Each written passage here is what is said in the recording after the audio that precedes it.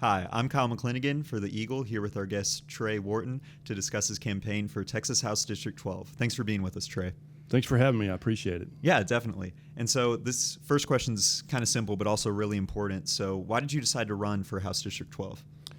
So I've filed to run against an incumbent that I didn't feel portrayed our values, our conservative values, and that's the way I was raised. My wife was raised in a rural conservative community and her family, and she moved back with me after college, and we wanted to raise our family in the same type of atmosphere.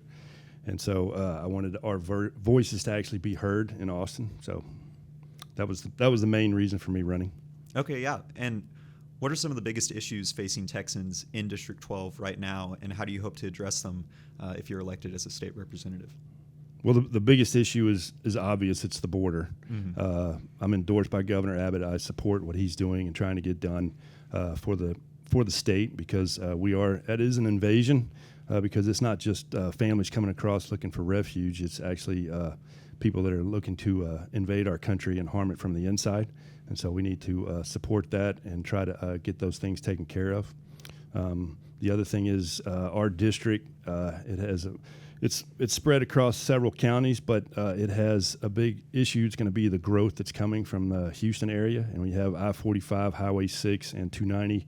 We're going to have the state and county and city officials working together in order to make sure that we manage the growth, because we all know we don't want to be like Houston. So we need to work together to get that solved correctly. Yeah, and speaking about the border, so there's been an increase of migrants at the U.S.-Mexico border, and especially recently in the past weeks, it's caused some friction, to say the least, between the state government and the federal government. So kind of how important is cooperation between the state and federal levels, and kind of how would you hope to address that if you were elected? Well, it's important for the cooperation, but we're not getting it. Mm-hmm. So we need to take care of ourselves first and invoke our rights to do that. And so that, once again, support the Operation Lone Star that Governor Abbott's doing, and make sure that our families are taken care of, because our communities are being overrun, whether it be in the schools or the crime and whatnot, from what's coming up from the southern border. And what do you think is a good steps to take to address that if you were elected? Finish the wall, and then have a task force in there ready to help. And provide some more support for those that are having to go down there. I have a lot of friends that have to work different shifts to go down there because they're already in law enforcement, and so we need to support them even more. Okay, yeah. And another headline issue has been this school choice and school voucher debate that was in the last legislative session. And of course, the incumbent, who's now not running again, Kyle Casal, voted for John Rainey's amendment that ended Abbott's last attempt to pass the school voucher program. So all that being said, kind of what is your stance on school voucher programs or school voucher-like programs, school choice, and if elected, would you vote in favor of such proposal? I was on the school board at Huntsville for the last 8 years. I was the president of the board for 3 of those years. The last bill that came out of the Senate handled a lot of the issues that the school district, the public schools, had a problem with, and that was now with that bill.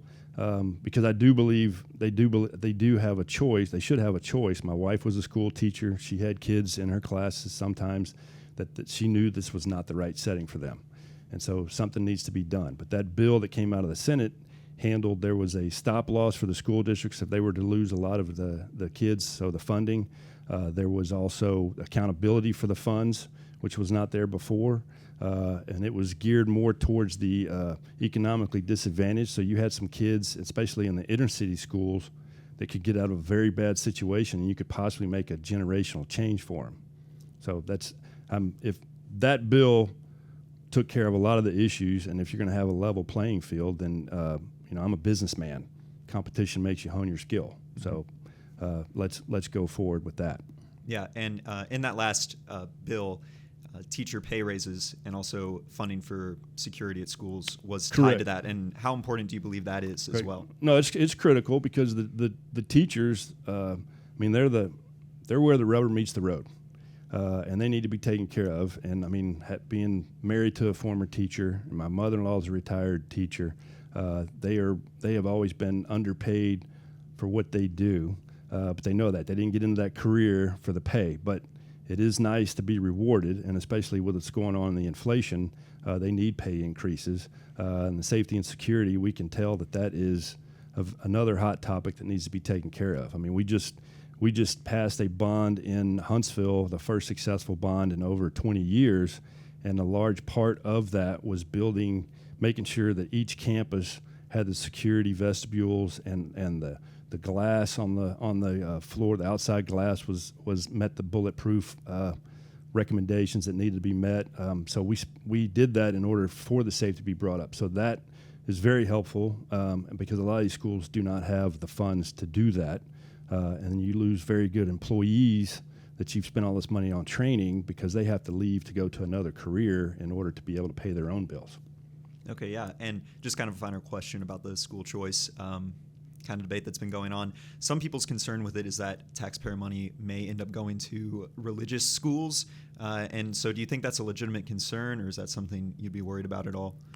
Well, I think if the state has the accountability issue solved like they did in that bill, the monies will be watched and spent in the right directions for the education of the child. It kind of goes back to the parent. And if the parent feels that's the best scenario for their child, then they should have the opportunity for that. And so it's their money that they're paying taxes on, and so they should have that option to do that. But Okay. the accountability is the biggest thing. Okay, yeah. And so, in your opinion, what is the defining question or issue of your campaign? No, I think the biggest thing I've spent, I started my own insurance agency shortly after college. I brought my wife back from after school. I started my own insurance agency over 30 years ago while we were raising a family. I've been serving in different capacities for the community. I was on the Chamber of Commerce board for 7 years. I was the chairman for 1 year. I was on the school board, like I said. Been on the hospital board.